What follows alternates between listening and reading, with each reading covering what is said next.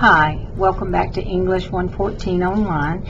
This week we'll be back in Chapter 10, as we have been for the past couple of weeks, looking at a different type of informal report.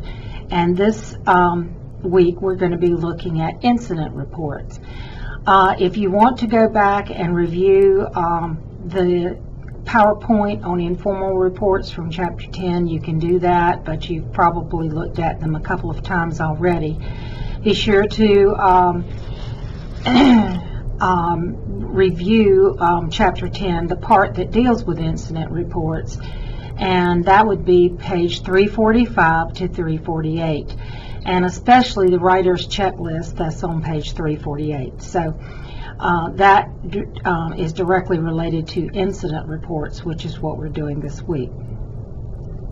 There's information on evaluating and revising an incident report on page 348 to 350, and then there's a sample incident report in figure 10.5 on page 349 in your textbook. So all of that is related specifically to this week's incident reports. So what is an incident report? It's a report about some incident that has happened in the workplace. And by incident, we mean something out of the ordinary, something that has caused some kind of human failure or an accident of some kind, or something that has broken down and caused a delay in the production of normal business. So your assignment this week is to create an incident report. We're going to use memo format as we've been using, and that would be your four-heading memo to, from, that would be you, the date, and the subject would be the particular incident that you are talking about in your report. So your assignment is to make up an incident. There's not actually a problem in the book related to this, and so I'm going to ask you to invent this. Now, one thing that would be easy to invent would be an automobile accident, because most of us have had an automobile accident, know of someone who's had an automobile accident, or it would be fairly easy to invent the details of an automobile accident. So you could do that and then put it in a business context. For instance, you are an insurance adjuster and you're reporting the incident of your client's accident to, say, your district supervisor. You can use any scenario as long as it's a workplace scenario. You would be reporting the incident to someone who would be concerned with the incident. Maybe you're working in a nursing home and someone fell and you had to write up an incident report, and so you might write it to your shift supervisor. So please invent the situation, so a real or an invented accident. So read your assignment document for the complete details, and be sure to, once you have completed that assignment, to turn it in on the Turn It In link on the Moodle page. The other thing that you need to be doing is continuing to work on your proposals. You've already come up with some ideas for your proposals. Now you need to work on your proposal outline, which would be due October the 30th, which is Sunday evening. And so that is the second part of the assignment for this week, is to complete the proposal outline and submit it on the link for that assignment. Your written proposal is not due until December the 4th, and your online presentation of that proposal is also due December the 4th. So you have those coming up. Again, you probably need to go back and review the document that has your proposal on it, so that you can see all the details that need to be thought about when you're preparing your outline for your proposal. Okay, so 2 assignments this week: your incident report and your outline for your proposal. So let's go back first to the incident report. Again, your assignment, I'm reading from your assignment sheet this time. Create an incident report in memo format about an accident, real or invented, in the workplace. See the sample incident report, as I said, on figure 10.5, page 349. Use the appropriate headings for the memo report, and your assignment document actually spells out what you need to do. So again, reading from your assignment document, it says, when something bad happens in the workplace, employers usually want to know the details of how it happened in order to make decisions and appropriate actions regarding the matter. This is important, especially when considering the liabilities of the workers involved and how similar accidents can be avoided. It is therefore critical to write an accurate report about the incident for proper documentation. To give you a real example from my workplace, I have had to do incident reports a couple of times since I've been employed at Nash Community College. One time, and this is kind of a funny in the retelling of it, the carpet in the hallway outside my office was being replaced one summer. So they put down this carpet with industrial glue. And the people who were replacing the carpet had pulled up the old carpet, and then they left to go to lunch. And so all I saw were, the cement floors underneath. But they had warned that the industrial glue was present, and I needed to go from my office on the second floor down to the first floor office. And I walked on the industrial glue, and I noticed that my feet felt a little sticky, but I didn't pay that much attention to it until I was coming back and walked on the hall for the second time. And I guess what happened was the glue from the first time adhered to my shoes, and then on the second time that I stuck to the glue, it sort of formed a bond. And the long and short of it was that I was walking along on the floor. It was getting harder and harder to walk, and then all of a sudden it was as if somebody had grabbed me by the ankles and pulled my feet out from under me. I went down hard on the floor, and my shoes were behind me, just stuck, glued to the floor. My feet had come out of the shoes when I went down, but my shoes were glued behind me.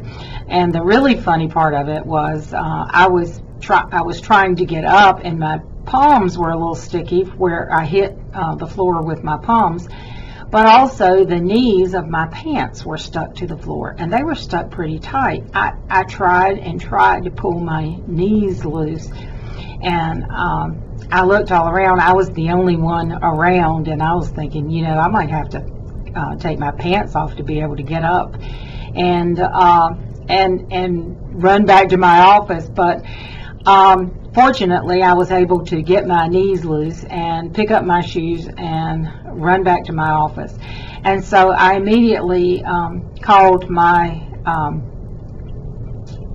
human resources person and told her what had happened, because she needed to know about it. And we actually, she interviewed me over the telephone, and we filled out the incident report over the telephone with her asking me questions and filling in a written form. And so sometimes when you're in a work situation, you will have a pre-printed form that you can fill in. But we're going to learn to write a memo from scratch for an incident such as this. And one of the things that came out of that, me falling on the floor, was she immediately contacted maintenance, and they came and put up signs to warn other people, about the glue. And then they ultimately talked with the the company that they had hired to replace the carpet when they got back and said, if you leave a dangerous situation like this unattended, you need to leave some kind of warning for people. So anyway, that's a personal example of something that happened in the workplace that needed reporting. So you're going to make up your own situation, and then you're going to start, as always, with the introductory summary. And again, some of you are not putting introductory summary on your introduction, so that's the first heading you'll have, an introductory summary. Include a purpose statement and a brief summary of who and what, if any, machinery or any damage to any equipment, or if it was an automobile accident, damage to cars, who and what was involved. And again, you can see the example in the book on page 349. Then you want to create information under separate headings. One will be your accident summary. One will be your breakdown summary, if you have a breakdown instead of an accident. And you could do that for a breakdown of a piece of equipment if you want to. Or emergency summary, or even conflict summary, because sometimes we write an incident report when there's a conflict between employees, like a dispute, an argument, a confrontation of some kind. And so you could use any of those headings after your introductory summary: accident, breakdown, emergency, or conflict summary. And in that, you are going to be specific and accurate about the details, not just being merely descriptive of what happened, but very accurate about the details. For example, instead of writing "the old patient fell down," it would be more accurate to describe the accident victim as the 76-year-old male patient. So be particularly accurate in that. And again, see figure 10.5 on page 349. Then your third heading would be the accident details, or the appropriate heading that goes with your incident, like the breakdown details, the emergency details, the confrontation details. And in that, you're going to create a chronological account of exactly what happened. So incident reports need to be factual and objective. Sometimes people tend to talk about their opinions and beliefs rather than stating the facts. And if you must include an opinion in your report, it's best to state it with the similar description that appears on your incident report samples. For example, in my opinion, there were too many people in the overloaded bus. In fact, there were 80 people inside when a bus of this size is usually only allowed to carry 70 individuals. And so you would want to be that descriptive in your under your accident details. Besides, you must avoid including words that might connote something that changes the tone of your report. Remember, all business documents need to be objective, and so you don't want to include words that might change the tone. If you have to include statements from a witness or from other people, clarify that you're quoting someone and the words you used are not your own eyewitness account of the incident. Report the details in chronological order, as I said, in time order, what happened first. You want to state all the facts regarding who, what, when, where, how, and why something happened without leaving out the important details. So don't make this report be something that someone has to immediately start asking you more questions about. You want to try to anticipate questions and put as much detail in as you possibly can. Another person who reads the report must be able to get answers to his or her questions about the incident from your report. So how many details that you include would be related to the relevance that they have to the incident and the policies of your department. And of course, you're going to have to use your imagination to come up with those details. But if you, going back to the example of the car accident, something that is going to be vitally important to an insurance company is how much damage was done, how much will it cost, and is our company liable? So use your critical thinking skills to come up with those types of questions that you think this business might need to know. Also remember that you need to, if there are expenses, you need to itemize those expenses. Again, you can see the example in the book. But you would want to include anything: property damage, medical expenses, loss of wages, disruption of service to customers, especially if there's a breakdown, and that sort of thing. So include that in your report also. And also remember, your incident report may be needed in court someday, and you should be prepared to be questioned based on your report. So the more details you have in your report, the less you'll have to depend on your memory, and the more credible you will be. And remember too that confidential details must not be made public, such as a patient's personal information, which needs to be written somewhere that is safe. And then finally, after that heading, you'll have your last heading, which is your recommendations. And your recommendations would be any suggestions you have for preventing further incidents, just like when I was telling you about falling in the hallway with the glue on the floor. The safety precautions there was to have maintenance put up danger signs, and also to talk with the company that was replacing the carpet about not leaving a dangerous situation when they go off the premises, like they did when they went to lunch. So any recommendations that you might have, maybe you might recommend that there's increased training and safety precautions, maybe improved equipment, protective clothing, anything that you can think of that would be a good recommendation for how to prevent a further incident at work.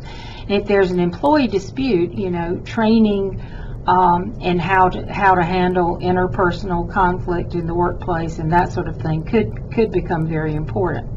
Use your critical thinking skills again. What would it take to prevent something like this in the future? What kind of suggestions can you make? Recommendations. Now, sometimes, although you do need to be objective, and you need to report the details, just the facts as they happened, but sometimes you may not quite know what happened, but you need to indicate that you're guessing that this is what happened, in case you have to include information like that. So, again, Chapter 10, page 345 to 350 is your resource for this. To get a really good grade on this, make sure you have proper memo format, attractive page layout, make sure you use the proper headings. I've been taking off some points for not having proper headings. Make sure it's complete, that you cover all the information that you're asked for. If you think of additional headings and information that you want to add, you certainly can, but at least have the minimum that I have mentioned in the assignment. Make sure your organization is helpful to the reader, and this is where headings come in. If a reader just sees a whole block of information, it may be harder to comprehend, harder to notice the important parts, but if you use headings, it helps the reader become more able to figure out what you're trying to say. And of course, as always, you want to have sentences that are free of grammatical errors and sentences that are free of mechanical and or typographical errors. So do proofread. Remember, this is not only could it end up in a court situation, but it could, but somebody else is going to definitely be reading this, and maybe several people will be reading this report. So you'll want it to be your best representation of your professional self.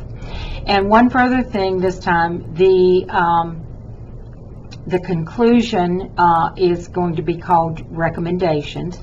And then when you're finished, you're just finished. With a memo, you don't have to put anything at the bottom. So sincerely yours and that sort of thing, that is for a business letter format, not for a memo format. So repeating one more time, this week 2 assignments: the incident report, memo format, submitted on the Turnitin label, and the fill out the document that is the outline document for your proposal, and submit that on the separate Turnitin link for your outline. And that's going to ask you to consider what kind of graphics you might use, and you know, what kind of things are you going to have to investigate, like costs of materials and things like that. So it'll help you to just get a little further along in your process. Again, the final written proposal is not due until December the 4th, but it'll be a very helpful thing to go ahead and get this outline done at this point. So if you have any questions during the week on any of the assignments, call me, come to the virtual office hour on Wednesday morning, email me, we'll work it out, and you can always stop by my office and see me also. So I hope you have a great week, and contact me if you have any questions. See you next time.